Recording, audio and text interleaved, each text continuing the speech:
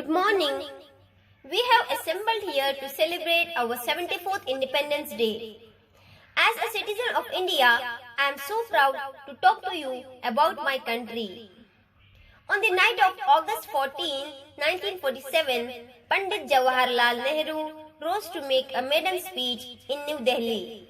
When the world sleeps, India will wake to life and freedom.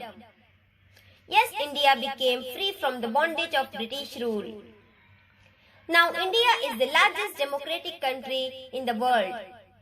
The country's strength is to find unity in diversity.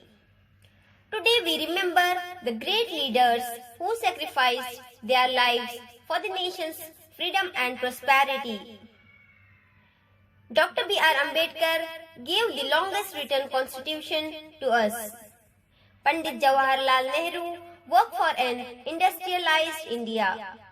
Gandhiji taught us ahimsa and non-violence. Subhash Chandra Bose inducted courage in us. With these few words, I would like to end my speech. Thank you, one and all.